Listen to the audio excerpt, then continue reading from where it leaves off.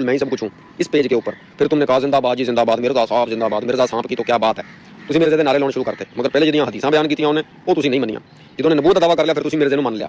ਔਰ ਅਗਰ ਤੁਸੀਂ ਕਹਿੰਦੇ ਹੋ ਨਾ ਖਾਤਮ ਦਾ ਮਤਲਬ ਆਖਰੀ ਨਹੀਂ ਹੁੰਦਾ, ਵੱਡੇ ਮਿਰਜ਼ੇ ਨੇ ਇਹ ਵੀ ਆਪਣੀ ਕਿਤਾਬ ਦੇ ਵਿੱਚ ਲਿਖਿਆ। ਇੱਕ ਜਗ੍ਹਾ ਤੇ ਲਿਖਦਾ ਹੈ ਕਿ ਮੇਰੇ ਮਾਂ ਪਿਓ ਤੋਂ ਮੈਂ ਔਰ ਮੇਰੀ ਭੈਣ ਪੈਦਾ ਹੋਈ ਇੱਕ ਹੀ ਵਕਤ ਦੇ ਵਿੱਚ 2 ਮਿੰਟ ਦੇ ਵਕਫੇ ਤੇ। ਮੇਰੀ ਭੈਣ ਪਹਿਲੇ ਪੈਦਾ ਹੋਈ, ਮਿਰਜ਼ਾ ਗੁਲਾਮ ਅਹਿਮਦ ਕਾਦੀਆਨੀ ਕਹਿੰਦਾ ਕਿ ਮੇਰੀ ਭੈਣ ਪਹਿਲੇ ਪੈਦਾ ਹੋਈ, ਉਹ ਫੌਤ ਹੋ ਗਈ, ਠੀਕ ਹੈ। ਉਸ ਤੋਂ ਬਾਅਦ ਮੈਂ ਪੈਦਾ ਹੋਇਆ। ਤੇ ਭਾਈ ਆਪਣੇ ਘਰ ਦੀਆਂ ਗੱਲਾਂ ਸਾਨੂੰ ਕਿਉਂ ਦੱਸਣਾ ਪਿਆ ਭਾਈ? ਹਨਫੀ ਦਿਓਬੰਦੀ, ਹਨਫੀ ਬਰੇਲਵੀ, ਹਨਫੀ ਕਾਦੀਆਨੀ, ਉਹ ਭਾਈ ਤੁਸੀਂ ਤੇ ਆਪ ਭਰਾ ਹੋ। ਉਹ ਤੇ ਅੱਲਾ ਦੇ ਹੁਕਮ ਦੇ ਨਾਲ ਹਨਫੀ ਹੈ। ਉਹ ਕਹਿੰਦੇ ਜੀ ਉਹਨੇ ਇਹ ਦੇਖ ਲੈ, ਇਹ ਵੀ ਵੇਖ ਲੈ, ਉਹਨੇ ਆਪ ਬਿਆਨ ਕੀਤਾ ਜੀ ਅਸੀਂ ਇਮਾਮ ਅਬੂ ਹਨੀਫਾ ਦੇ ਮੁਕੱਲਿਦ ਆ ਤੇ ਅਸੀਂ ਹਨਫੀ ਆ।